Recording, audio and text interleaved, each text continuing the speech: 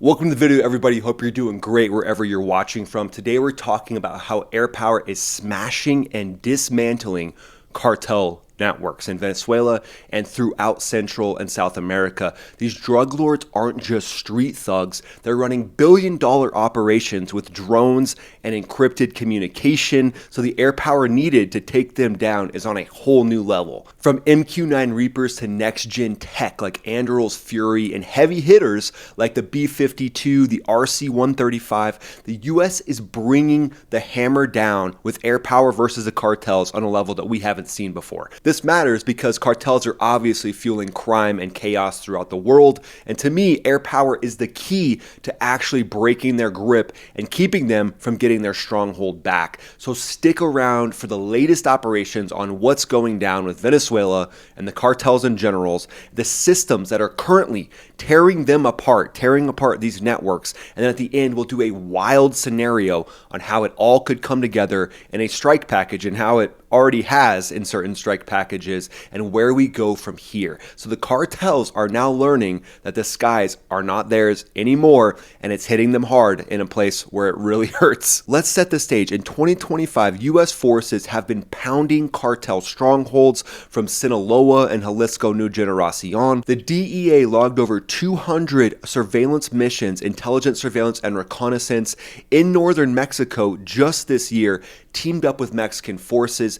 MQ-9 Reaper drones are doing the heavy lifting. They also have the ability to use Hellfire missiles to execute strikes. They're guided by SIGINT, signals intelligence, and also human intelligence. It's said that in October of 2025, a Reaper hit a convoy in Sonora, wiping out 2 tons of fentanyl precursors. Customs and Border Protection is also in the game. They're flying 1,500 hours in their King Airs that are tracking smuggling planes and also smuggling convoys.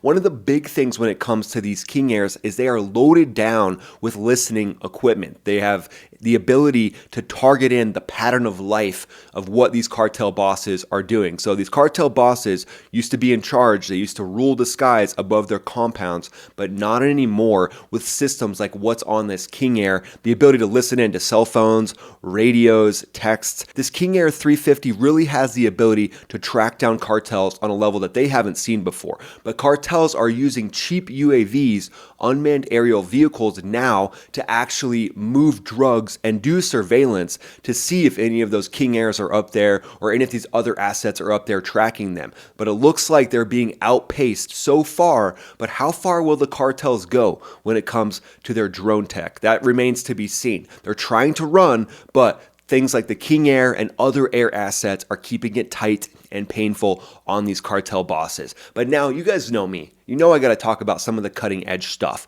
And to me, the cutting edge stuff gives operators the ability to do their job at the best level possible. So we have to have the most cutting edge technology in the battle space as possible, and we got to get it approved quickly. We got to get it through all the different hoops that you have to jump through as fast as possible so we can get things like the YFQ-44A Fury from Anduril up in the battle space fighting against the cartels, passing intelligence and surveillance and reconnaissance. That thing can go 700 miles per hour. It's got a 1,000 mile range, and it's driven by Lattice AI. That's its operating system. It lets it fly semi-autonomously. It can also carry Hellfires or JDAMs, and it can target in on cartel operations in a way that you really haven't seen before because it uses AI, and then the AI can turn around and talk to different air assets. And then Shield AI's XBAT, that is a VTOL, a vertical takeoff and landing stealth drone. It's sneaky, and it has the ability to fly over 1,000 miles, and who knows, even at 1,000 miles per hour. It can map hideouts, and here's the big thing I really like about it. It has the ability to jam communication. So it's like a little jammer platform. It's like an EA-18G Growler enclosed in a vertical takeoff and landing jet drone, and it can launch from a tractor trailer truck bed, which is awesome. So these are probably going to scale up more in 2026 and 2027, but I really hope that they get them into the battle space as soon as possible to pass that extremely valuable information to aviators, to all the different naval assets that are in the area, to make them the most effective as possible, because the cartels are already sweating, but these toys are making them feel like they're in a sauna, and the cartels are really going to feel the pinch of having that tech up above them, watching their every single move. But let's talk about the big platforms like the RC135 rivet joint. That is a SIGINT beast. Hey everybody, quick break from the video. I want to tell you about Winglore Spirits Company. It's a fighter pilot owned and operated brand. It's owned by fighter pilots Carlos, Stroke, Trip,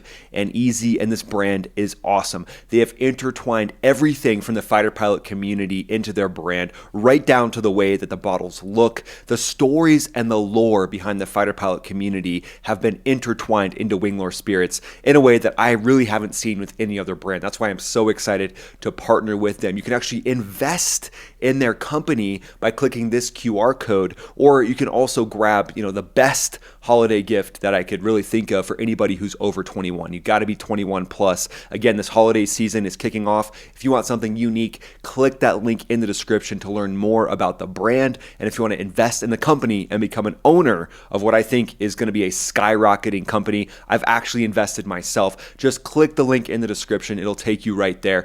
Thanks so much for checking out Winglore Spirits, and I'm very proud to partner with them. Now back to the video. It sucks up Cartel comms from 30,000 feet with a 4,000 mile range.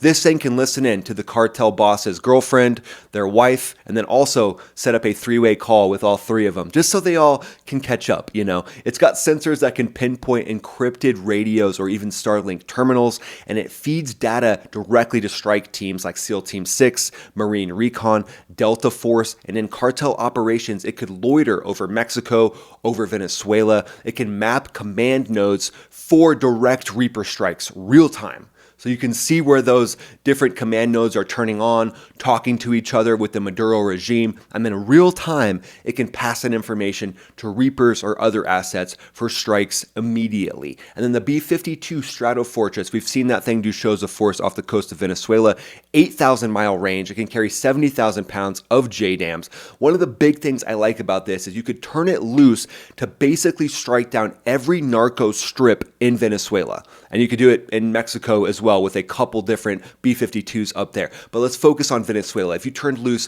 one or two B-52s, you could target every single jungle strip and take down those narco aircraft in a couple passes. And then the B-1 Lancer, that is the brother of the B-52 that's a little bit faster, cruises at Mach 1.2. And here's the thing, one of the best uses of this is it can carry AGM-158 cruise missiles, so the B-1 can go fast and then the cruise missiles can go fast, so you can strike targets that are time critical and need to be hit as soon as possible. The B-1 would be perfect for that, like hitting command structures, hitting high value targets, and taking down targets that might be moving, because its speed and payload are ideal for hitting remote cartel bunkers where the high value targets could be moving or the drug shipments could be moving. That's why the B-52 and the B-1 are the perfect combination when taking down the entire air power arsenal of the cartels. And then the EA-18G Growler. This is an electronic warfare jet that jams radar and comms with an ALQ-99 pod.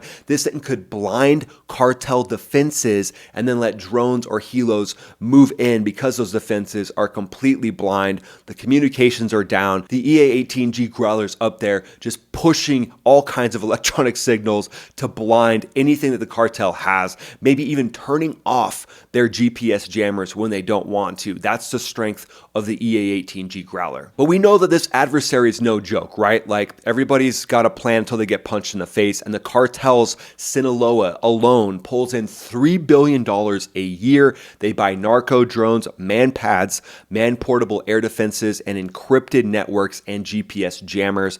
Customs and Border Patrol has nabbed already 300 smuggling UAVs in 2025. That's up 50% from last year. So the cartels are basically building their own drone air force with the training that they got in Ukraine at the drone academies over there. They snuck in, they infiltrated those, they got the training, and then they came back and created their own drone army and air force. I mean, this is just an insane capability for the cartels that we haven't seen before. But not just UAVs, they're also flying Cessnas from private strips. They're using decoy aircraft that might not have anything in them, that are trying to hide the real routes of where the drugs flow. And then they're cash buys anti-drone jammers, and they also have local intel. They're basically paying off anyone they can to be lookouts and informants, but Airpower's reach is their nightmare. So the different Airpower systems that the US has can shut down the airpower of the cartels if it's done in a very tactical and guerrilla warfare minded way, which is something that US Airpower hasn't typically been used for before. But Reapers and rivet joints can track these drones, can track the different shipments of the drones across thousands of miles, and then precision strikes come in where it hurts, taking down these drones before they even take off. But the challenge is the spread of the cartels, because the cartels operate in jungles, cities that are embedded under jungle cover, and then across different borders where international relations might become a factor, and the cartel knows that. So if they continuously move across borders, now they know that the political landscape might actually protect them for a while until a new deal can be made. So again, it's a constantly moving threat. That's why this ISR, intelligence, surveillance, and reconnaissance, has to be done on a level that we haven't seen before, because the cartel's crafty, but if we bring the right type of air power at the right times with the right technology, you're basically bringing a sledgehammer to the cartel's glass house, and that's just awesome. But what's next? So where do we go from here, really? So the Fury and the X-Bat could be a big part of these operations moving forward. They could feed data to fighters, and then you've got RC-135s that could also be queuing information to fighters or B-1s for those strikes. Anduril's opening up new factories, and they could pump out Furies, while Customs and Border Patrol could eye X-Bats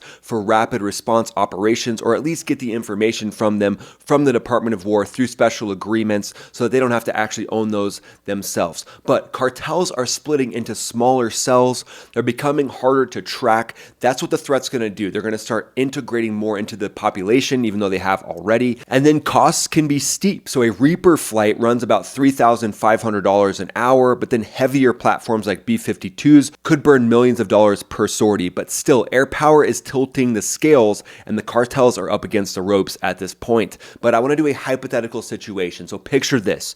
It's 2026. The US gets a green light to neutralize Venezuela's military, which is shielding cartel routes. Here's how it would likely go down. So an RC-135 rivet joint would be circling at 35,000 feet, 200 miles off the coast. They'd be sniffing out S-300 SAMs that were brought into Venezuela by Russia, and they'd be jamming radars and communications. And then it would pick up comms from a Venezuelan airbase that would be coordinating narco flights, trying to get the narco flights out on Learjets while they're being protected by Su-30s. An EA-18G Growler would be launched from a carrier as a part of a strike package with other F-18s.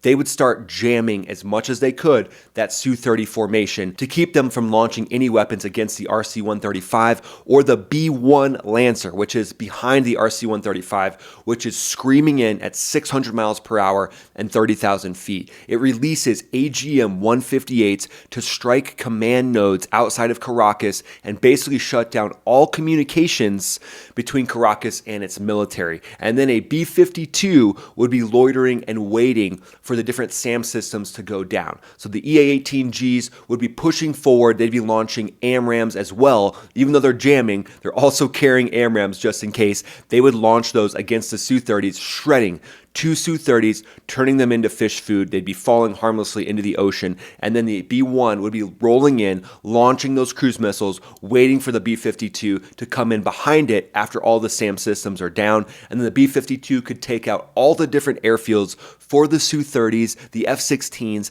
and for any of those drug Learjets that could be launching, trying to escape the country. And then on the ground, different special operations teams would be at the ready to go in and strike high-value targets throughout the regime. The X-Bat drone, that would infiltrate jungle hideouts, passing information to these teams and giving them the exact information of what they need to take down these high-value targets like Venezuelan generals and cartel bosses. The operation would wrap up in less than 12 hours.